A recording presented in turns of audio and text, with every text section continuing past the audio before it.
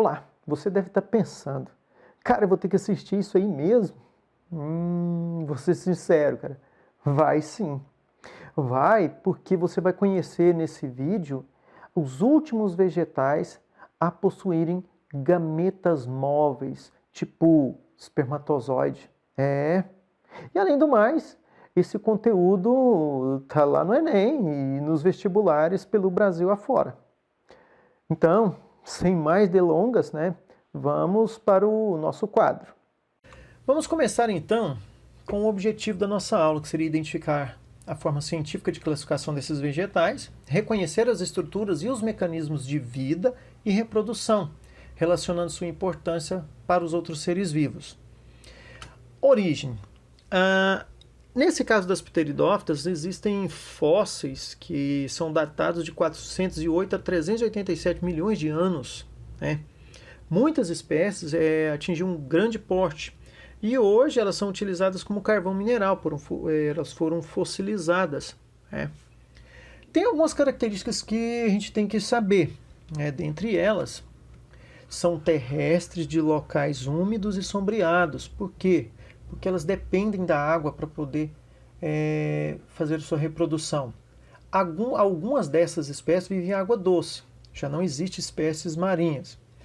Um marco importante é que esses vegetais foram os primeiros a ter vasos condutores de seiva, um tal de xilema e um tal de floema. Por isso elas têm um porte maior do que os musgos não são grandes. Agora a samambaia tem samambaia gigante, né? Samambaia açu, por exemplo, é gigantesco. Por quê? Porque tem vasos condutores, por isso são chamadas de plantas vasculares, tem vasos. Possuem clorofila e outros pigmentos que vão dar coloração a esses vegetais. Tem um material de reserva chamado de amido. Aqui possuem raiz verdadeira, então tem raiz, tem caule e tem folhas. Elas podem ser férteis ou estéreis. Vamos entender isso daqui a pouquinho. Não tem semente, flores e nem frutos, assim como os musgos também não possuem. A estrutura aqui básica de uma samambaia, o rizoma seria o caule subterrâneo, as raízes, a folha seria essa parte completa e cada pedaço dela é chamado de folíolo. Ele pode ser fértil, né, quando ele tem esses pontinhos, e aquelas que não possuem os pontinhos são chamadas de folhas estéreis ou folíolos estéreis. Por que disso? Porque você vai ver a reprodução agora e você vai entender o que eu estou falando. Vamos lá. A reprodução é da mesma forma que o anterior das briófitas, que por alternância de gerações, né, passa por uma fase sexuada e assexuada. O esporófito aqui é o vegetal duradouro, tá? Já nos musgos é o contrário, tá? O gametófito verde, intermediário de vida curta, ele tem pouca duração, só serve para reprodução. Ah, mas não entendi. Ótimo, vamos chegar aqui que você vai entender. Isso aqui é o esporófito, é a planta mesmo. Tá? Então o esporófito apresenta o vegetal duradouro. Então a samambaia vai ficar assim sempre. Não sei que você não regra danadinha, vai morrer de sede. Né? Então de tempos em tempos, nas folhas, nos folíolos, vão aparecer essas estruturas, chamadas de esporângio. Nesse esporângio acontece a meiose e aí produz o tal de esporos. Se esse esporo cair num local propício, sombreado e úmido, ele vai formar um protalo. O que é um protalo? Protalo é essa estrutura hermafrodita que tem tanto arquegônio produzindo oosfera, quanto anterídeo produzindo anterosóide. Como eu disse, ela depende da água. Molhou, anterosóide vai fecundar uma oosfera. Essa oosfera, depois de fecundada, vai formar um embrião. E desse embrião volta o ciclo todo novamente. Então, resumindo com um esquema diferente. Tem o esporófito 2N, que tem 2 cromossomos de cada. Nos folíolos, de tempos em tempos, aparecem soro com esporângios.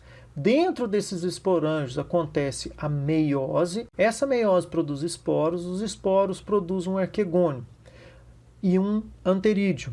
Isso nessa estrutura chamada de protalo. Ora, como depende da água, o anterosóide fecunda uma oosfera, forma-se um novo indivíduo e o ciclo começa tudo novamente. Existe alguma classificação? Sim, existe alguma classificação, sim.